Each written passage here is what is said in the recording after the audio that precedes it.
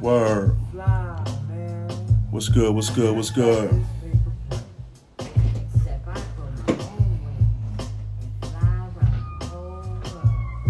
So IG is just letting everybody know that we going live, but salute to everybody that's listening and everybody that's watching and everybody that's following right now.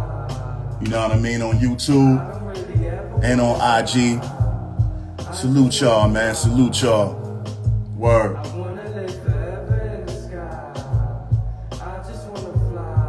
Listen to Cypher 2 music right now. One Life Cypher. Yeah.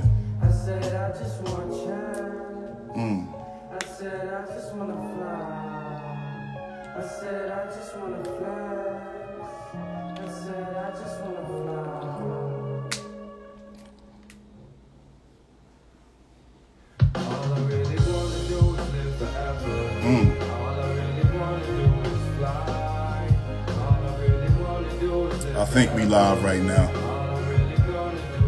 Yeah. Well, like I said, shout out to everybody following.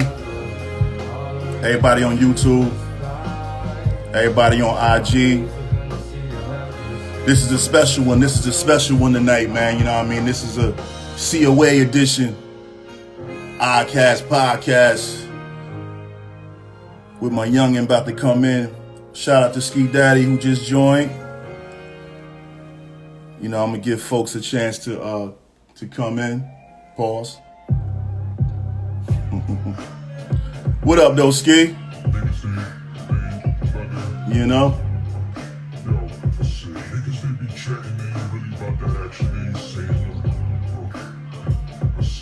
Yeah.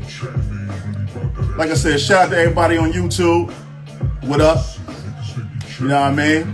Like I said, I went live early. I was having some technical problems, so I'm good now. You know what I mean?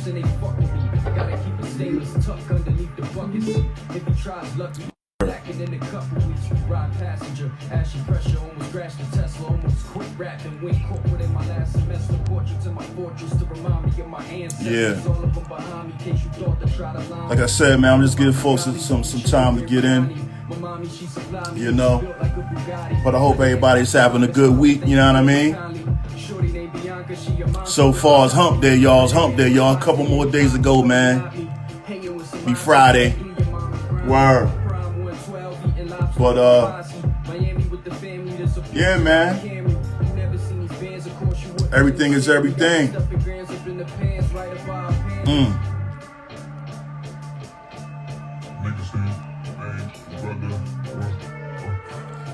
I see NFL started.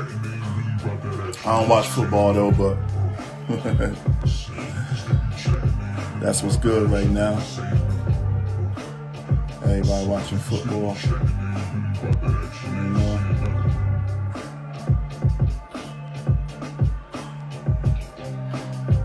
Yeah.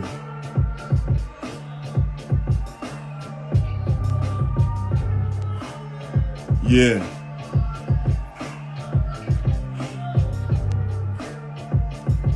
All right.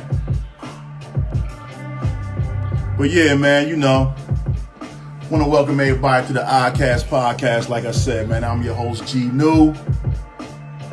Shout out to my man, Tylen, T Nitty.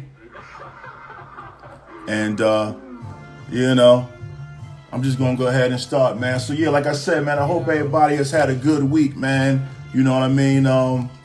As far as me, I still been riding my bike, getting my miles in. With the Great Cycle Challenge, you know what I mean? Shout out to everybody that gave me donations, man. I think my donations are up to like $720. My goal was 500, and once I reached 500, I said, well, hey, man, let me see if I can raise my goal to 1,000, man. And so now I think I'm at 720. I'm at 86 miles, I believe.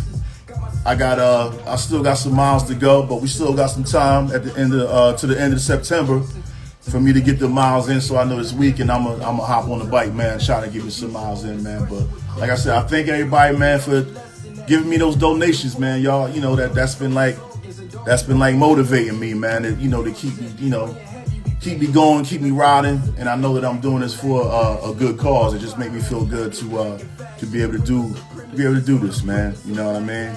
Like I said, shout out to T Nitty, just hopped in. You know what I mean? But like I said, man, riding a bike and everything is everything, man. You know what I mean? I still got the CMOS popping, man. Don't forget to DM me for the CMOS orders. Thank y'all for that. You know what I mean? I'm still at it. You know what I mean? So shout out to everybody that's coming in, man. You know what I'm saying? Shout out to Lady Tart. You know what I mean? Word. You know, like I said, I was just trying to give everybody a chance to come in, man. So, like I said, man, we got a special guest that's gonna be on the Oddcast podcast with us tonight, man. This is a guy who I've watched grow up, man. You know, since he was a youngin, since he was a youth, them, you know, and he's an up and coming artist, and you know, like I said, I always want to use my platform, man, to you know, to help promote, push the culture in any way that I can. You know what I mean? So, like I said, man, we got a special guest with us tonight on the Oddcast podcast, man. I had the pleasure of having my nephew, you know what I mean? Not my blood nephew, but like I said, man, I treat him and look at him like a nephew, and he call me uncle, man, and I'm honored that he call me uncle, you know what I mean? That he give me that respect, man. But got my man Syph too. Let me see if I could bring him in though, real quick. Okay, here he is. Going live with One Life Syph. Oh, There he is. well, go on, man. I wish I don't got the professional Genu Tech lighting, man.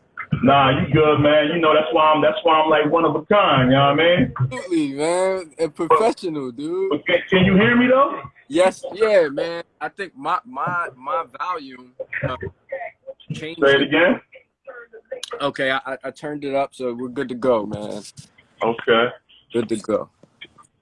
So what's good with you, young king? I'm chilling, man. It's good to be here, dude. You know? And, happy belated. Well, I said happy birthday on the actual day, but you know. Absolutely. Happy birthday, you know what I'm saying? I know you just celebrated a born day, man. You know what I mean?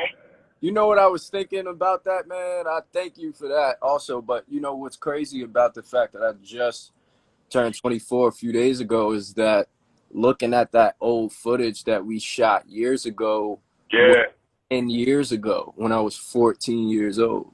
Yeah? Yeah. So like, that was like 10 years exactly almost. Yeah, so here we are 10 years later, dude. Bang, word, bong, bong, enough respect. That's what's up. Word up. Yeah, I'm still at it, man. You know, I was fucking with the cameras back then. You know what I mean? But even back then, I was trying to, put a spotlight on you, man, because I knew you was, you know what I mean? You've been the phenom, but you know what I'm saying? No, we kind of were each other's sounding boards, I guess, at the time. You know what I mean? Both kind of get, but you know. Yeah. So that was a good opportunity right there to be able to, you know what I mean, to do that back then. And I think like even since then, I've always said, you know, I don't get a chance to interview enough, dude. You know what I mean? Simply, I think, you know, for me, music that's more so of what it's about for me, is being able to like get the opportunity to do this, because I can only say but so much through the music. You know, I can say so much more in conversation.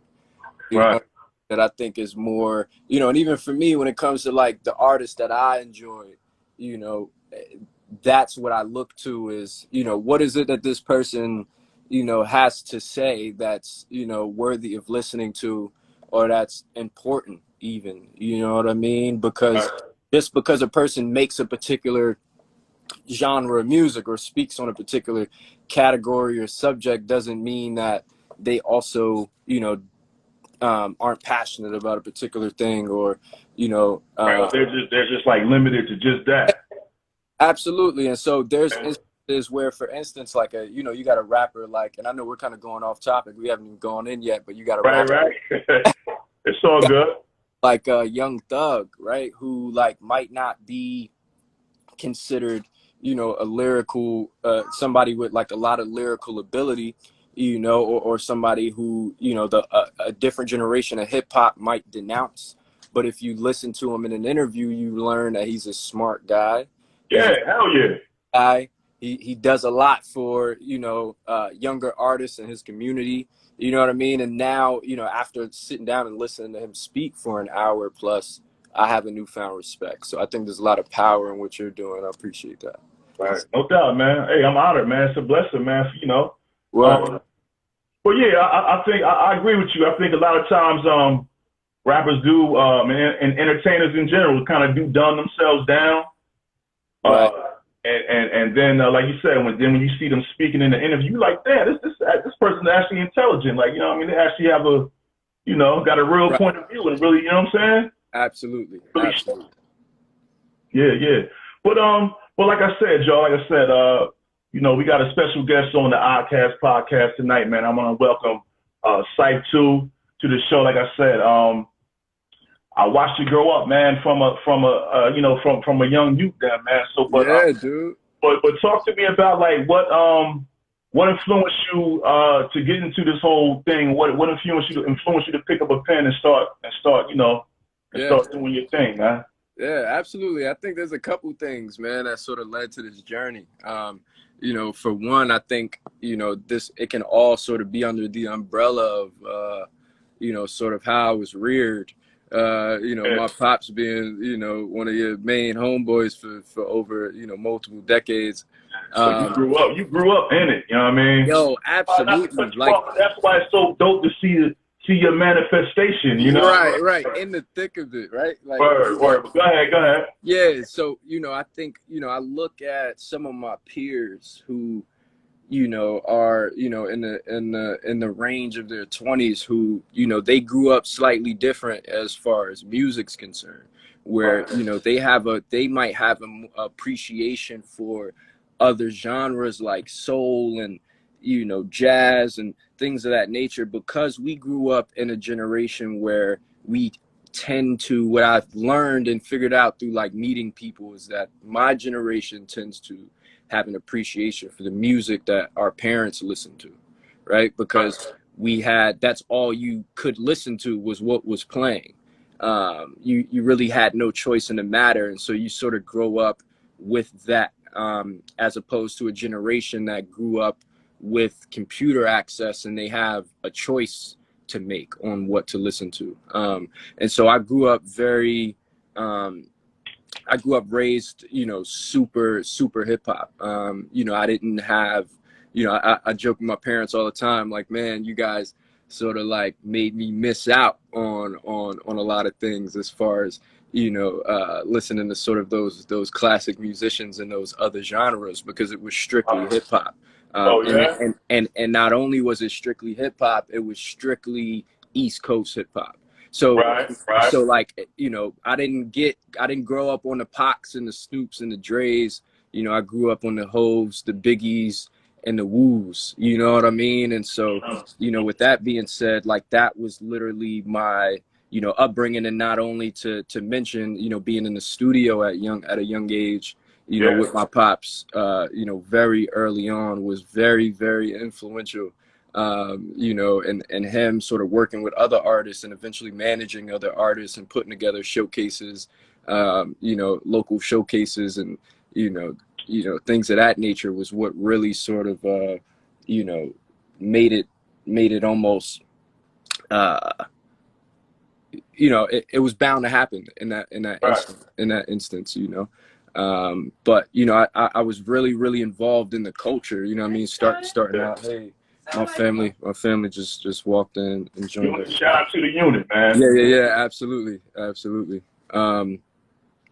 But yeah, you know, I was very involved in the culture, I think, inside and out. You know, my name came from initially me starting out writing graffiti, actually. I always wondered that. I wondered that, man.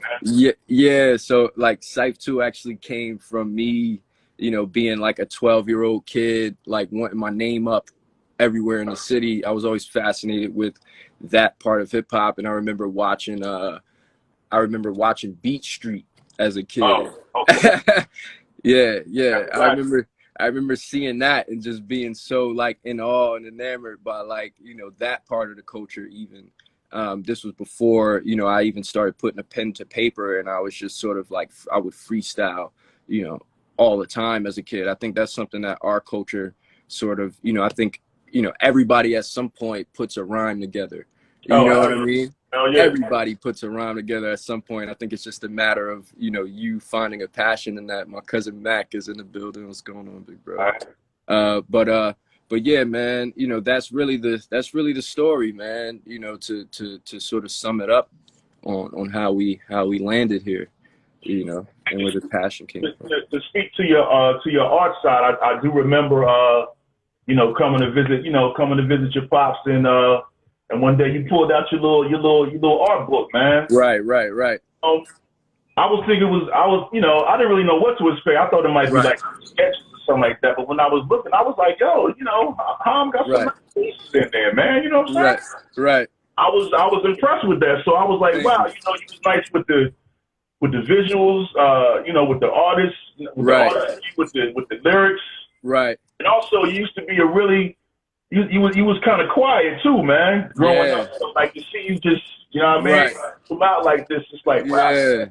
You know what I mean? Yeah, absolutely. I think all of this, man, I think like, you know, being involved in the culture and kind of like over time, you know, I found myself, you know what I mean? I think I think really early on, it was like, I sort of knew who I wanted to be, you know what I mean? In a sense. Caught that bug early, man. Right. I saw a tweet the other day that said, younger me would think older me is cool.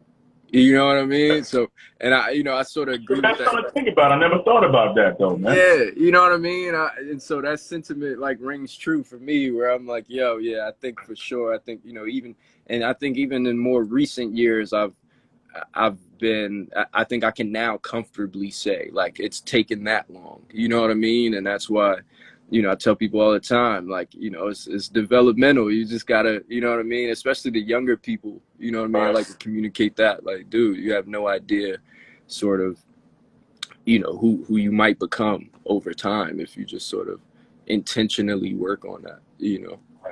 So, Word, man. yeah, dude. So, what high school did you go to, man? So yeah, man, I went to Arts High School, which is actually known as like the first art school in the nation. You know, the first art high school in the nation.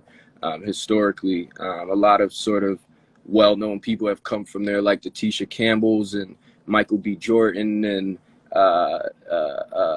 the very famous tap dancer Savion Glover, for instance. But, you know, a school with a lot of history. My dad also graduated from that school as well. Oh, okay, I didn't know that. First of all, for the people that don't know, man, tell everybody where you from, man. Yeah, man.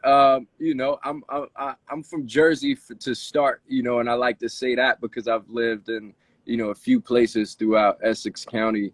Currently, I'm stationed in East Orange, right outside of Newark. But Newark is where my, you know, heart lies. You know what I mean?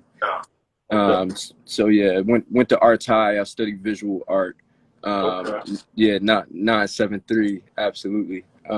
Studied visual art. And prior to that, I studied vocal. You know, in middle school. So I transitioned from sort of being a choir boy into picking up a paintbrush. You know, and then I remember that you had paintings, you had yeah, real art, man. You had real dude. art. I still have some pieces laying around too, man. So maybe we can talk later. I'll send you a piece for the crib, man. You know. Yeah, hey, I would love to have a piece. Word. You know, I fuck with that art, man. No doubt, man. It's something and you know, I tell people all the time, and oftentimes, like, you know, you don't often always practice the things you preach, but, you know, I tell people all the time, like, it's been a while since I've practiced, you know, art making. But you know, Right. I think it's a great therapeutic, you know, thing. It's a great release. You know what I mean? It's sort of Yeah, like it's even, very therapeutic, man. yeah, man. You know, I think that's even like why you might see like the rise in these new sort of like paint and sip style events where it's become Oh yeah. a Oh yeah. social thing, even where, you know, and you know, I think with currently with like, you know, what's going on with the with the world and the virus, you know, we've seen things slow down on the art in the art world and the art scene. Right. But I'm really excited to sort of like see what that turns into, to sort of get back into that world, because it's really inspiring to be able to go to shows and hit galleries and see what, you know, artists are talking about in this With the day. struggle, man, that we going through, man. I mean, you definitely Yeah, should be seeing some ill yeah, art now. absolutely, man. And if you Well, don't, if you don't, I would question that, man. You know what I mean? I think right. if you're an artist and you don't feel any, you don't feel inclined to sort of like have a voice on the matter, I think that, you know, you might need to rethink your subject matter. You know, that's just me. Right. You know. No doubt, man. So after high school, you went to did you went to school after that, right? Yeah, yeah, for sure. I went Talk to, about that, man, because I want people to know, like, yeah, you're not just a rapper, like, you know what I mean? right. Like, there's like many dimensions and many levels to your, you know what I'm saying? Absolutely, absolutely. I appreciate To that, type two, man. and I just want everybody to, you know what I mean? Yeah, yeah, for sure, man. So, And but go ahead, I ain't mean to cut you. nah, no worries, no worries. So you know, so while I was in school, once again, I went to an art school, and there was a moment while I was there. It was sort of like a life-changing moment for me, and it was, you know, something that happened in a matter of a few seconds. But we had a recruiter come from an art school, Art Institute of New York at the time before they had closed, and he was doing a presentation That's a as, hard school to get into. Like, everybody just can't, you just can't walk up and apply to that. yeah, you know what I mean. So at the time, it had a pretty high esteem. Yeah. But they so you know, as he was pitching the school to us and sort of trying to get us to pursue an education in art, you know, post high school, he said something to us. He actually posed a question, and he asked, you know, what's your worst class? You know, people went history, math, science, and you know, he took a moment, you know, to allow everyone to sort of give their quick, like, visceral reactions to that question. And then he quickly resolved and closed out with saying, imagine sitting in that class 9 to 5 every day. And so from that moment, I started thinking to myself, well, Future. wow, right, what is it that I, you know, wouldn't mind doing, you know, 9 to 5 every day? What's a genuine passion of mine? And the two main passions I could grasp were, you know, was music and fashion. Right. I figured I had already been pursuing music independently, so I figured it'd be interesting to see what opportunities lied in the fashion industry for me, Right. professionally. So with that being said, like, I was, you know, doing research, and I discovered this college called LIM College, which is a private school based in the city. It competes with schools like FIT and FIDM, which are like a lot more well known. But this college is specifically predicated on the business of fashion. Right. So design elements are really sort of kept to a minimum, if unless you're studying like visual merchandising. Me, like, I studied marketing, which I didn't discover I would study until a year into school, because initially I had the idea that I would study fashion merchandising to eventually become a fashion buyer. Right. But I realized that was probably a little more mundane than being a marketer. And also marketing was a lot more broad, more of a broad field where I didn't have to specifically work in fashion, but I had the option. And that was an interesting journey for me as well. All right. Yeah. So not really designing fashion, but more like the marketing. Right. And you realize, and you learn quickly, going to a school of that nature and learning the business of fashion, that sort of business of fashion is really a majority of what, you know, keeps it thriving. You know, the design aspect is really a small percentage of the business. It's really the administrative work Marketing, that business and the aspect. marketing, yeah, the merchandising and the visuals, and all of the thousands of people that work on that you never see are the ones that are sort of like, keeping the roof over the head for these brands, Right. But since we talking about fashion, like I noticed, like I mean, you a fly guy, man. You a fly dude. But you came up like that, like your parents is like that, man. You know what I'm saying? Right. Absolutely. Like that, man. But your style of fashion is more like it's kind of unique. Like it's not like your average. Not to say it's average, but everybody. Right. No, yeah. Everybody knows Nike. Everybody knows Gucci, Louis. Right. But I see like the brands and things that you wear are kind of like not like the norm, the visible norm. They're kind of like underground. Yeah, you know what I mean? Right. I would love to talk about that, man. Maybe we could say that for another show, but I was just trying to get people. That's a valid point. To know what we're working with. You know what I mean? No, that's a very valid point, man. I've been shout out Nubia for checking in and my son Mally the Great, man. Mally. Shout out to some people that's actually tuning in right now. The good brother Deontay is in here. Undefeated 5. I'm the visionary. Shout out to Brick City. I think that's one of your people. Brick City, Cali, Kaye. Yeah, yep.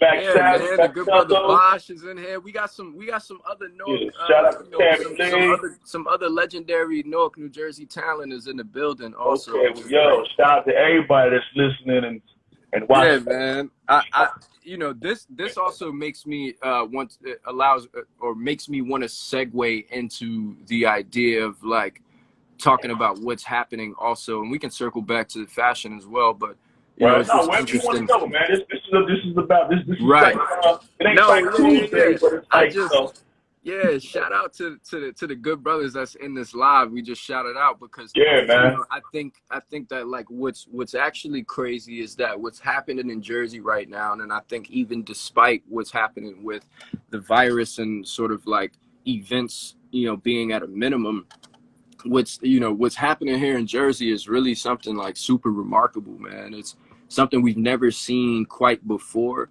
with the creatives in this state, and even more specifically, I think on a county sort of basis, what we're doing here in Essex is really interesting because I think all of the artists have created really a community for ourselves where we've really shrunk sort of the network in a sense where everybody's sort of, I'd say, 2 degrees separated at this point,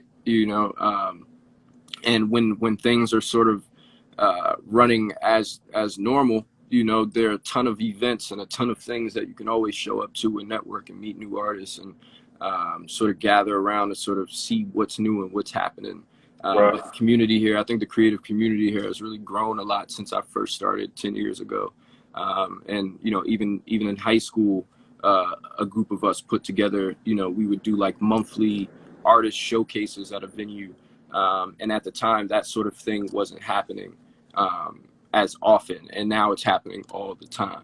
And then you get guys like you get kids like Bosch and you get kids like Mally who move from Jersey even and go to other states and start sort of developing a base in these places. You know what I mean? And so Jersey, I think, is in a really good place right now. And I'm really happy about what's happening in the city. I just want to take a moment to say that. Yeah, because I know it's I know it's like you got like a movement like going on right now, man. Yeah, man. Me personally, I'm always sort of trying to keep my ear to the ground and ear to the streets and sort of be involved, in sort of what's happening in the community creatively. I think, fashion for me, once again, if we wanted to circle back to that topic, it's a thing that I feel like is a part of my identity, and so it's something that I try to also stay involved with outside of music on a local level. I am the CMO of a local brand that's sort of well known in our city called Apex Styles. I work with the the good brother Taj Styles, who's the creative director of that brand. And what even sort of what's happening in that world is sort of mimicking what the music sort of industry in Jersey and the creatives in Jersey had already been doing and building sort of the foundation for. So, we are part owners also of a retail store in Maplewood called The Bridge. And we do sort of like bi-weekly pop-up shops where we feature local brands. Just the other day, we hosted a local artist, two local artists, Rob McCoy and Swank Stackhouse, who shot their music video at the store. Okay. So it's just really like a lot of artists sort of, putting egos aside and trying their best to sort of like help each other out and work together and sort of get our foot in the door, man, by any means necessary. And I think sort of we're reclaiming what's ours. We sort of lived in the shadow of New York City for so long. Right. I think social media has been allowing us to sort of bring our talents to the forefront and introduce sort of the world to what's been happening in Jersey, for all of these years, which is incredible. That's refreshing to hear, man, because, Redman and Naughty and Latifah and, Lyrical Underground and, all those guys, Flavor Unit. They've been carrying the torch, but I think it's time for the youngins. It's time for the youngins Absolutely. to come up. So, like Absolutely. I said, here, shout out to them, but like I said, it's time. Yeah. Time for the youngins, man. Absolutely, man. Shout out to the generation, man. Which I think is why this conversation is cool once again. Just sort of because it's the cross between two generations, and it's sort of talking about hip hop from those two perspectives. No doubt. Yeah, we're still talking about the same thing, man. Absolutely. Even though it is a you know what? I'm glad you brought that up, because it is a huge age gap between us, and I think that it's a different. I'm sure that you and we probably like some of the same hip hop. Right. I think that there will come a time, if we're listening, that we're gonna have some different in hip hop that we like. Absolutely. And I think that's fine. I think, but that's where the age gap comes in at. Absolutely. Absolutely. I can't blame that on. That's just time. That's just. We have no control over that. It is what it is. Right. But the evolution. Yeah. For But sure. real quick, talk about your faith, man, if you wouldn't mind. Yeah. For a second, man, because I know, for years, I know your family has been Muslim. Yeah. Absolutely. Speak about that, man. Yeah. That's an interesting topic, man. I grew up in Islam, and so that is another part of me that's really a part of my identity and, how I identify myself. And I think even, over the years, as I get older, once again, I just turned 24. And so, as I get older, it's something that becomes, more and more important to me.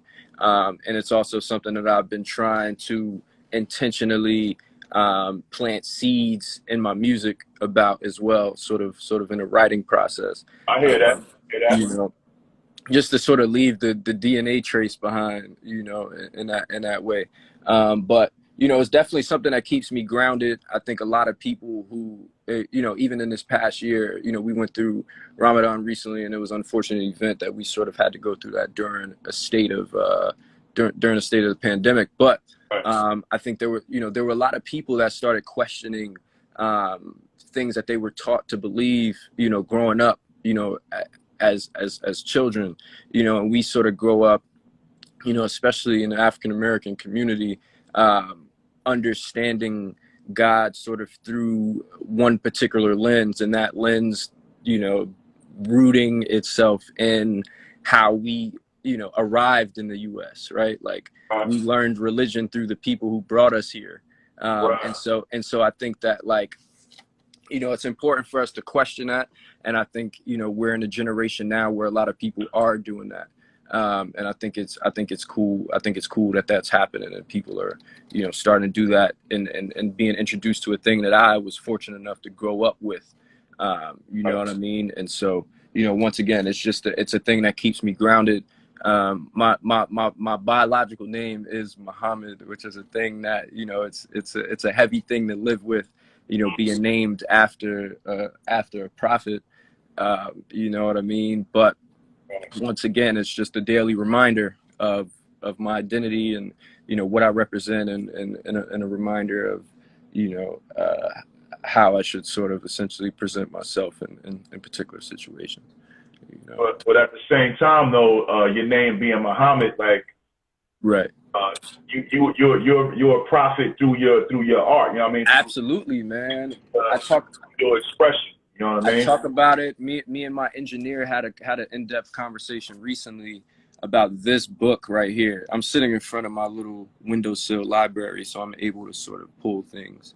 I know it's a bit backwards. This book here is called The Prophet, by a poet named Khalil Gibran. There's also a local artist who's actually one of my homeboys and is actually probably my favorite rapper, or among the top two, who I know personally, who's also named Khalil Gibran, after this guy. Okay. And so The Prophet, this book is called The Prophet once again.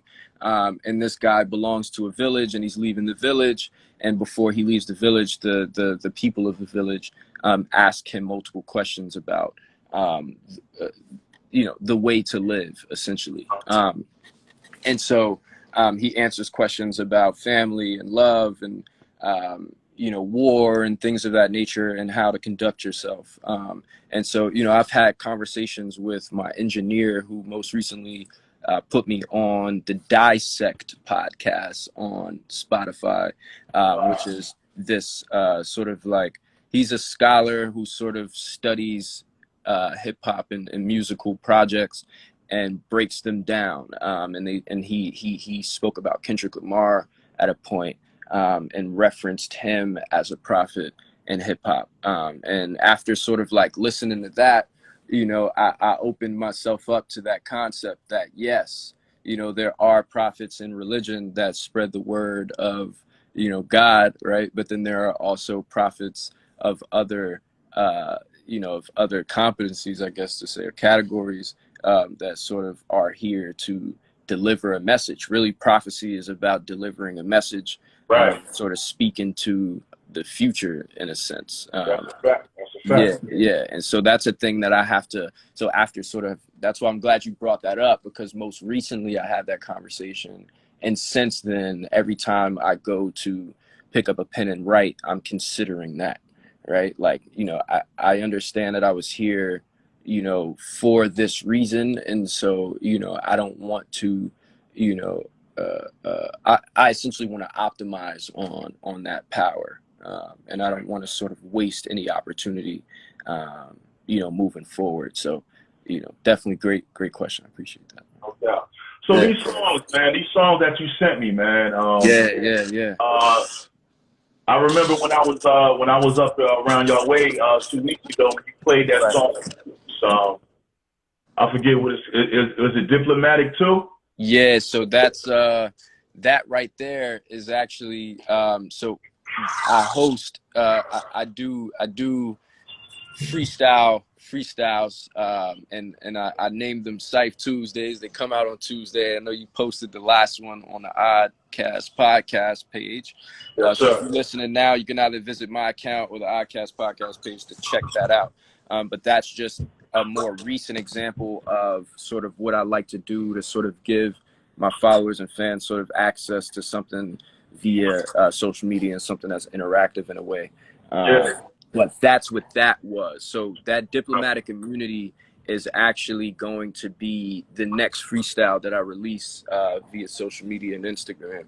The interesting thing about that record is, prior to Ramadan of this summer, I had been writing a lot, right? Because I had just gotten released from my position at a PR firm in New York as COVID hit. And so I had been home and I had all this newfound free time. And I was really in a zone. I had a lot of momentum, and I was writing a ton of shit. And then Ramadan came, and I sort of fell back, and I hadn't been writing at all. And I planned that upon like ending the spiritual journey, that I would like jump back into the studio and begin writing sessions again. And I started trying to write, and I was sort of like having all of these sort of writer's block moments where I didn't know what to speak about. But what was actually happening was that I was overwhelmed and also dealing with a slight bit of depression, without knowing, simply because social media was a big factor in that, being that I sort of came fresh out of this like fasting spiritual journey and jumped right into sort of this uprising, right? Like this uprising started, and there was this, string of viral lynchings happening, and these things that were sort of like slowly breaking me down. So it was difficult for me to write. And this diplomatic immunity freestyle, which sort of covers a lot of ground as far as race relations and uprising and politics are concerned, was the first thing that I wrote after breaking through that writer's block moment. So that's why I think that record is so dense, and why why the subject matter is so heavy, is because that was sort of the culmination of about a month and change of me sort of like internally dealing with that dilemma of the depression of the uprising, and dealing with this current state of America, essentially. Right. And I could feel that, man. I could feel your emotion. Right. Right. That's dope. That's dope. I appreciate that. That makes me feel good about that. Yeah, I remember when I heard it, man. You played it. I was like, yo, man, I want that. Yeah. I'm actually, between me, you and I guess whoever's watching. This ain't between me and you. Right. Well, go ahead, I wish, I sort of wish it was a thing that maybe came out sooner. Maybe I wish that maybe it was something that people could have already heard. But I'm gonna try my best to sort of make sure that gets out as soon as possible, because I think it's timely, and I think it's something that people can sort of benefit from currently. And I don't want to waste any more time with that, but I'm glad you enjoyed that, man. Thank you. The joint though, fuck the corporation. That song, that's Rob. That right there. Thank you. Powerful right there, man. Thank you, dude. That song gets interesting because we recorded that record about 2 years ago. Oh, really?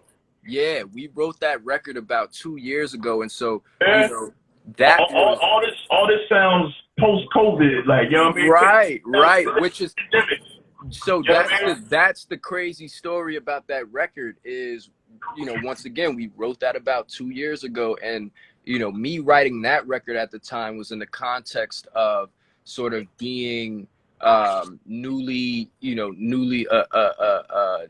graduated from college, and being frustrated with the response that I received from the industry, and sort of feeling like I made an investment into a degree that sort of I felt didn't directly or easily benefit me, or something that I felt like I felt like it was sort of a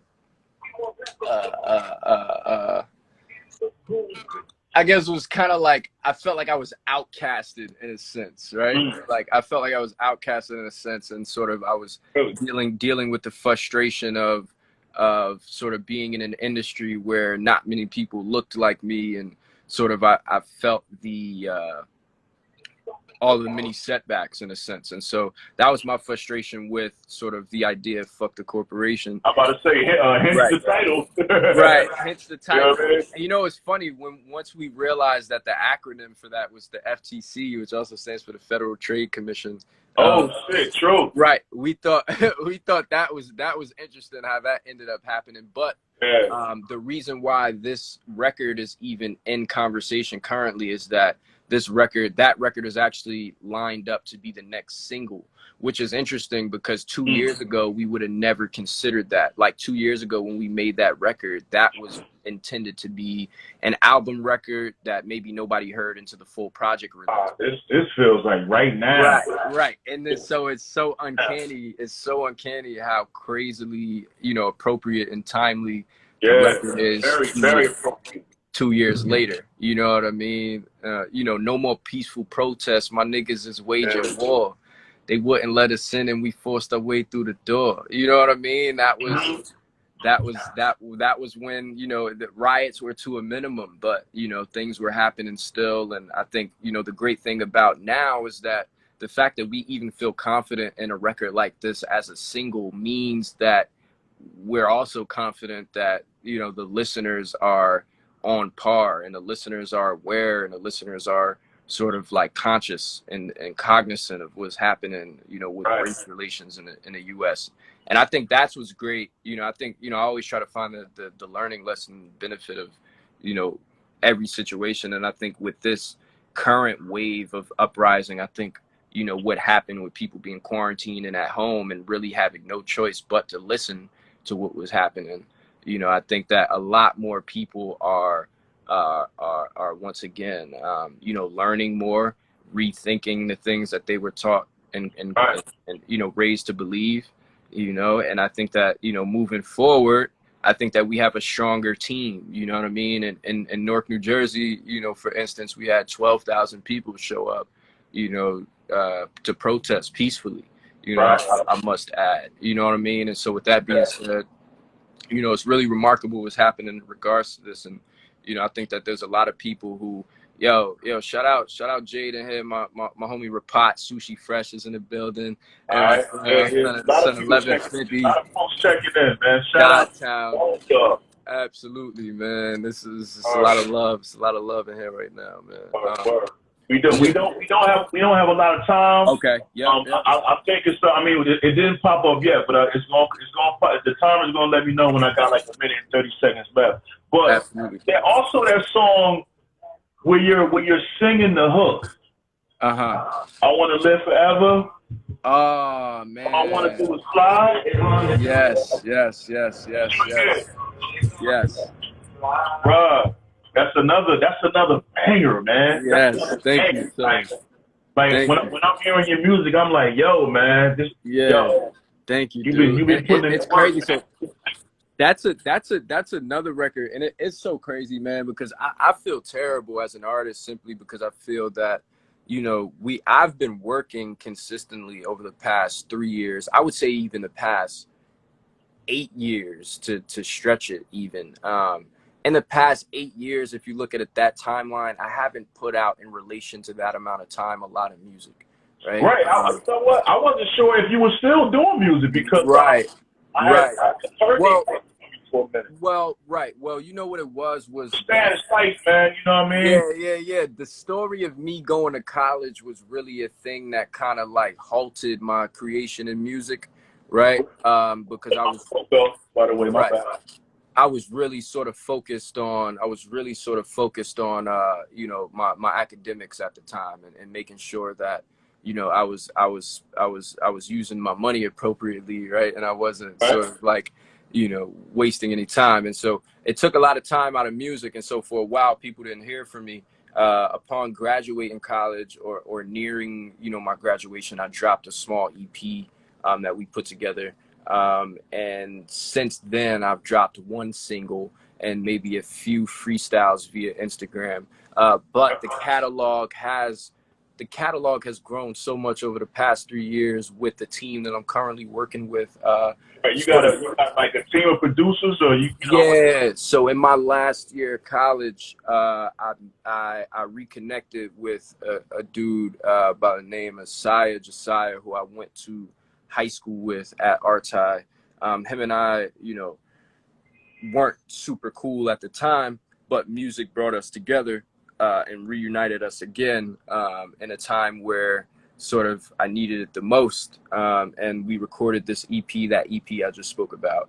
And that turned into us, creating more of a long-term relationship. And I've been working with them ever since. And so the music I've created over the past 3 years, is mostly all original records. And it's really just super experimental where, you know, the more and more that I listen back to the catalog that we created over the past few years, nothing quite sounds the same. And I think, you know, I don't even think that that's intentional that we do that, but I think that, you know, my team understands my ability, you know, my experimental ability, and also my openness to experiment and willingness to experiment. And so with that being said, you do get records where, you know, I might be singing a bit, you know, crooning here, you know. Wrong with that, man. It's all expression, man. Absolutely. It all comes from the soul, man. It all comes from within. Absolutely. Ski Vaughn, welcome, my brother. It's good to see you here too, man. And Ski Vaughn, shout out. Yeah. Salute. Absolutely. We was skiing 2 weeks ago. Absolutely, man. That was a dope moment seeing, you know, all of you guys even you know, reuniting.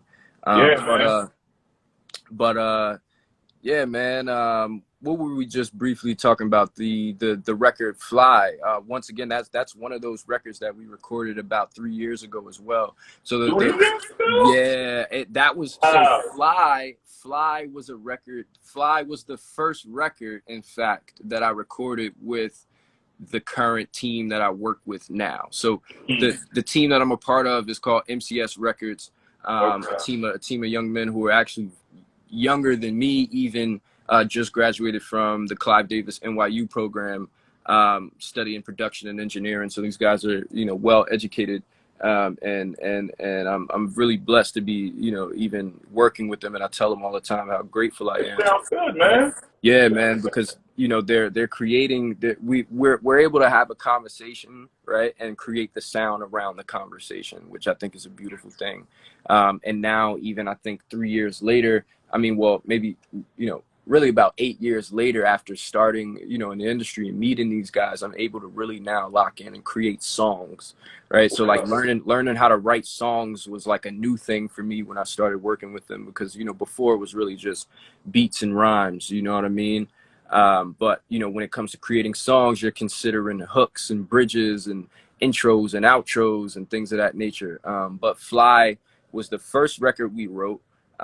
And after listening to the record, we resolved that it would, in fact, be the last record on the album, right? So now, so it was just sounds like it. It sounds like an song that would end the album. Absolutely. So it's kind of like we came to a consensus that would be the last song on the album that we're making.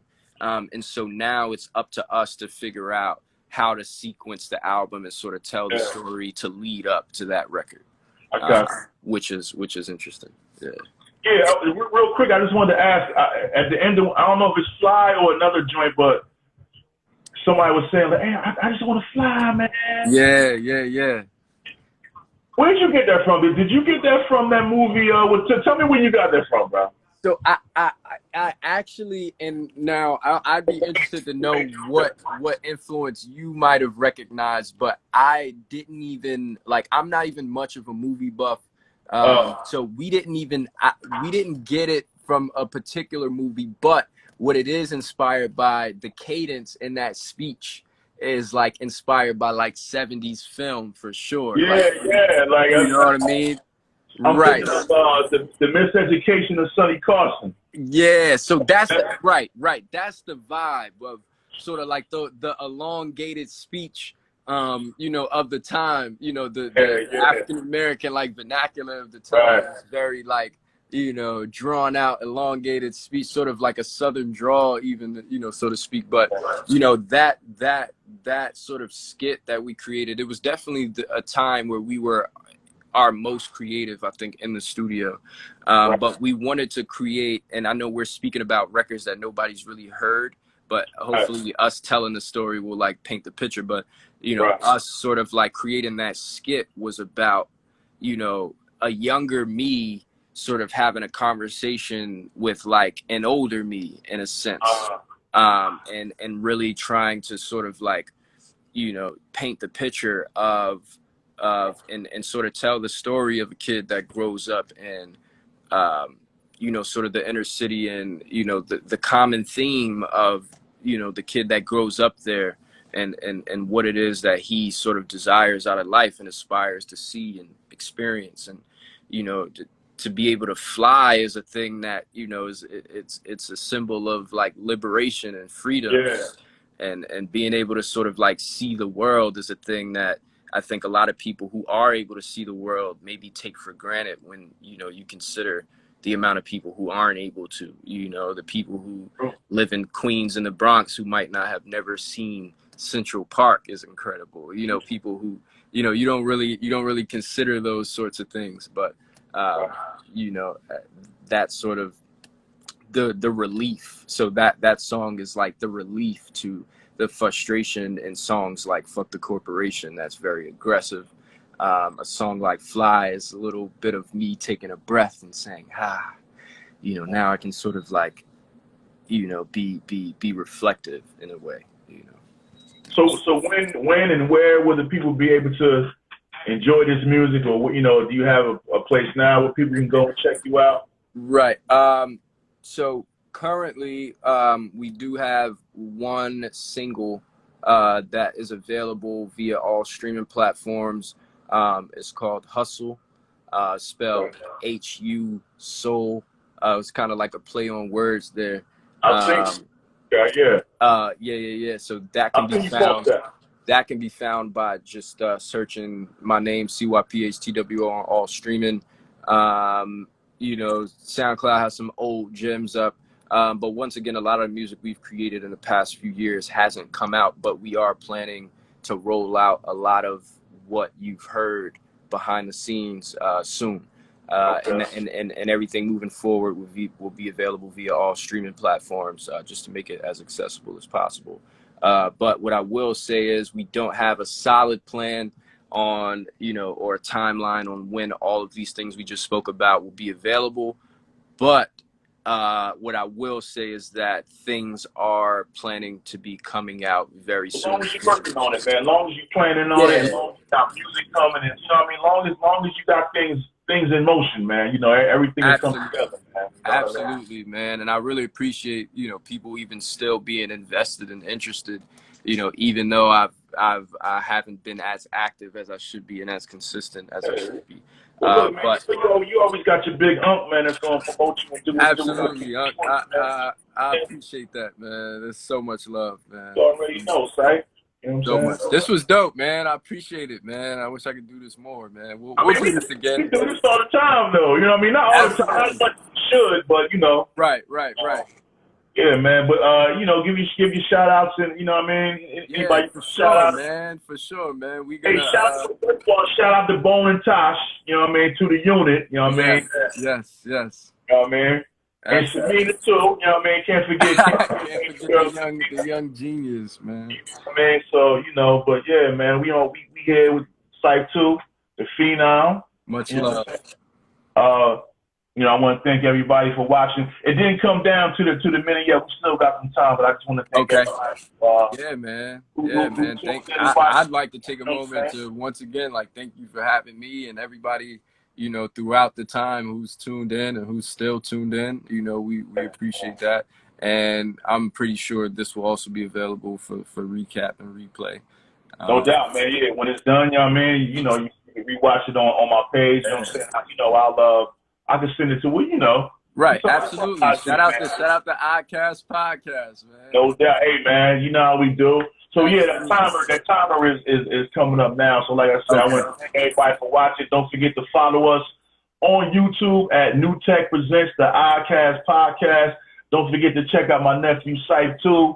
Whatever he got coming, whatever he got in motion, man. I want y'all to support that and go check that out, man. And in the meantime, check us out next week, y'all. Thanks for watching, y'all. Peace. Absolutely. Peace.